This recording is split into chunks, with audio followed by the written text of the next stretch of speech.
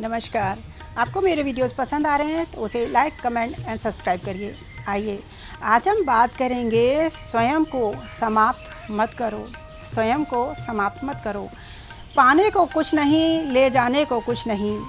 पाने को कुछ नहीं, ले जाने को कुछ नहीं। उड़ जाएंगे एक दिन तस्वीरों से रंगों की तरह। हम वक्त की टहनी पर बैठे हैं परिंदों की तरह। हम वक्त की टहनी पर बैठे हैं परिंदों की तरह।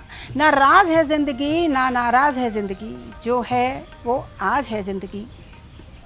एक बार दो शेर थे, एक जवान और एक बूढ़ा। दोनों शेरों में बड़ी दोस्ती थी, बड़ा प्यार था। दोनों बहुत अच्छा वक्त बिताते थे। एक बार किसी बात पर दोनों में कहासुनी हो गई और दोनों की बोलचाल बंद हो गई। एक बार बूढ़ा शेर ऐसे बैठा हुआ था तो उसको चारों ओर से कुत्तों ने घेर लिया और चारों ओर से कुत्ते बहुत ज़ोर ज़ोर से उसके ऊपर चिल्लाने लगे और उसके ऊपर हमला करने की कोशिश कर रहे थे। तभी जो जवान शेर था वो वहाँ से निकल रहा था। उसने देखा कि शेर के ऊपर कुत्ते भौंक रहे हैं। ये देखकर उसको बड़ा ताव आया। वो वहाँ रुका और बहुत ज़ोर से दहाड़ा। जब वो बहुत ज़ोर से दहाड़ा, शेर की दहाड़ सुनकर सारे कुत्ते भाग गए। जब आसपास के और शेरों ने ये देखा तो शेर सारे निकल के बाहर आए और उन्होंने कहा, तुम दोनों की तो बोलचाल नहीं है, फिर तुमने इसकी मदद क्यों करी? तब जवान शेर बोला, कहा सुनी होना, अनसुनी होना अलग बात है, लेकिन अपने समाज में इतनी कमज़ोरी नहीं होनी चाहिए कि उसका फ़ायदा कुत्ते भी उठाएं। इंसान को इससे एक सीख लेनी चाहिए कि अपने समाज में, अपने परिवार में इतनी कमज़ोरी कभी मत करो कि दूसरे लोग, आपसे बहुत छोटे लोग भी आपका फ़ायदा उठाएं। जैसे एक बीज होता है, एक बीज पत्थर पर पड़ जाए तो वो व्यर्थ हो जाता है, मर जाता है। क्यों? जबकि उस बीज में पूरी कैपेसिटी है ग्रो करने की, महकने की। उसके अंदर फूल खिल सकता है, वो बड़ा हो सकता है, वो फल दे सकता है, वो महक सकता है, लेकिन वो इसलिए बर्बाद हो जाता है कि वो एक पत्थर पर पड़ गया। एक बीज सड़क पर पड़ जाता है, एक बीज सड़क पर पड़ गया, वो भी पैरों से इधर उधर कुचल के इधर उधर हो जाता है। क्योंकि वो पैरों से इधर उधर हो जाता है, पैरों से कुचल के चला जाता है, वो भी व्यर्थ हो जाता है। जबकि उसके अंदर भी इतनी कैपेबिलिटी है कि वो ग्रो कर सकता है, महक सकता है। वही हाल होता है उस बीज का जो बंजर भूमि पे पड़ जाता है, वो भी कुछ नहीं कर पाता, वो भी व्यर्थ हो जाता है। ऐसे ही जिस इंसान का जो दिमाग है वो पत्थर की तरह है, जिसके अंदर कोई अच्छी चीज़ जाती ही नहीं है। और इंसान का दिमाग सड़क की तरह भी है, उसके अंदर 24 घंटे फालतू के विचार आते जाते रहते हैं, तो वो व्यर्थ हो जाता है। इसलिए इंसान का दिमाग बन जाता है बंजर भूमि, जिसके अंदर कोई अच्छी चीज़ नहीं खिलती है और वो इंसान अपना जीवन व्यर्थ कर देता है। बीज खिलता है अच्छी भूमि में, जहाँ अच्छा खाद पानी मिलता है। ऐसे ही इंसान जब अच्छा विचार करता है, किसी गुरु संत का साथ करता है, दिमाग को खोलता है, दिमाग से हृदय में उतरता है, तब इंसान का दिमाग, दिल सब अच्छे रहता है। एक बार एक संत थे, वो नदी के किनारे बैठे थे और नदी को बड़े गौर से देखे जा रहे थे। बहुत सारे शिष्य बड़ी देर से देख रहे थे कि संत इतने गौर से, इतने ध्यान से इस नदी को क्यों देख रहे हैं। एक शिष्य ने पूछा, गुरुजी आप इस नदी को इतनी देर से क्या देख रहे हैं? गुरुजी बोले, मैं इंतज़ार कर रहा हूँ कि सारी नदी बह जाए, सड़क खाली हो जाए तो मैं आराम से ये नदी पार कर सकूँ। शिष्य बड़े मुस्कुराए और बोले, गुरुजी आप सारी ज़िंदगी बैठे रहेंगे यहाँ पर, तब भी ये नदी कभी खाली नहीं होगी, आप क्या कर रहे हैं? गुरु मुस्कुराए और बोले, मैं भी तुम लोगों को यही सिखाना चाहता हूँ। यदि तुम ज़िंदगी भर इंतज़ार करोगे कि कोई समय आए तब मैं आनंदित हूँ, तब मैं खुश हूँ, ऐसा समय कभी नहीं आएगा। तुम आज ही आनंदित हो लो, आज ही खुश हो लो। इंसान अपने चेहरे पर कई मुखौटे लगाकर चलता है। एक बार दो दोस्तों में बड़ी ईर्ष्या थी। होली का मौका था तो एक दोस्त ने बदला लेने के लिए रंग में कोलतार मिलाकर उस दोस्त को लगाने गया। बहुत सारे दोस्त थे, उसने जिससे ईर्ष्या थी उसको पकड़ा और उसने सोचा कि आज मैं इसके चेहरे पर कोलतार से मिला रंग लगा देता हूँ। इसकी चमड़ी उधड़ जाएगी लेकिन ये रंग नहीं उतरेगा।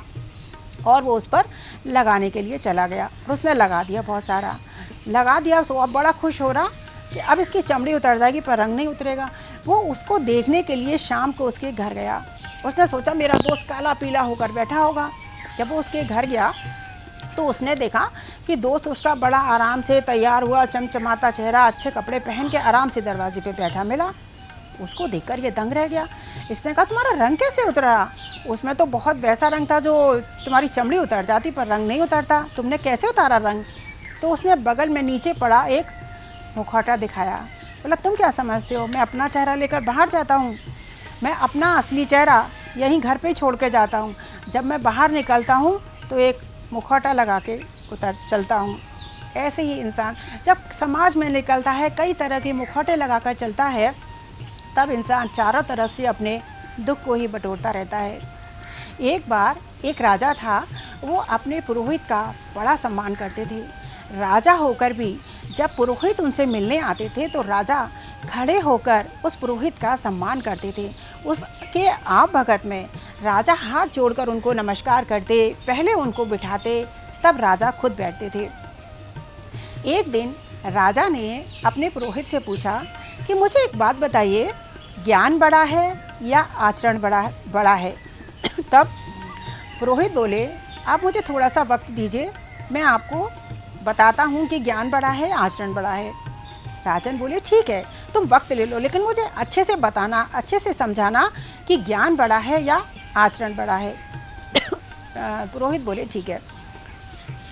थोड़ा समय निकला। थोड़े दिन के बाद जो पुरोहित थे वो राजा के कोष भवन में जाते और थोड़ी सी वो अशर्फियाँ निकालते, अपनी थैली में डालते और चले जाते।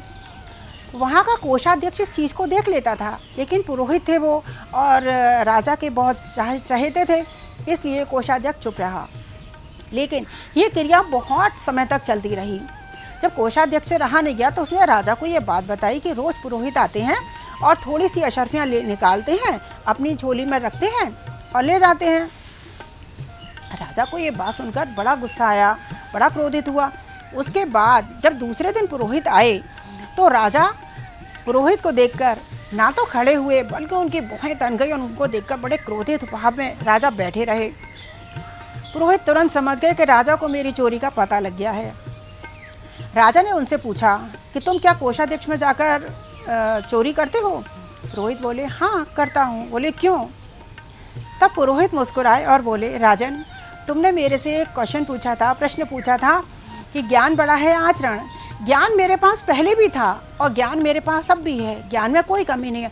मेरा आचरण जैसे ही बदला वैसे ही तुम्हारा व्यवहार बदल गया। जहाँ तुम मुझे देखते ही तुम खड़े होते थे, मेरे आप भगत में नमस्कार करते थे, मुझे बिठाते थे, तब तुम बैठते थे। राजन मेरी चोरी का पता लगते ही तुमने भौहें सिकोड़ ली, मुझे देखकर मुंह टेढ़ा कर लिया। मुझे लगता है अब आपको अपनी बात का जवाब मिल गया होगा। राजन मुस्कुराए और बोले हाँ, आचरण बदलते ही मेरा व्यवहार बदल गया। बोले तुम इसलिए करते? बोले हाँ, मैं तुम्हें साक्षात दिखाना चाहता था कि ज्ञान बड़ा है या आचरण। संसार की जो भी तृष्णा है, वासना है, इच्छा है, हर चीज़ इंसान को उसे तड़पा के जाती है। हर वासना इंसान को भिखमंगा बनाती है। जैसे ये संसार में कुछ नहीं है, सब मन का संसार है।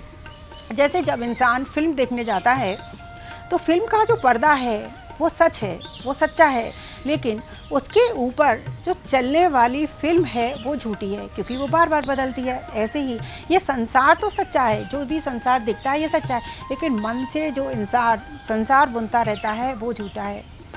इस संसार से सुख पाना, इस संसार से कोई भी सुख की प्राप्ति करना ऐसे ही है जैसे रेत से तेल निकालने जैसा है। इस संसार में इंसान कभी सुखी नहीं हो सकता। इस संसार में जैसे रेत से तेल निकालने का नामुमकिन है, वैसे ही इस संसार में सुख पाना मुश्किल है। इसलिए स्वयं को समाप्त मत करो, जागो। अंदर की शांति, ज्ञान और ध्यान में डूब कर ही इंसान आनंद को पा सकता है। जय श्री कृष्ण। आज के लिए इतना ही, फिर किसी दिन हम किसी और विषय पर चर्चा करेंगे।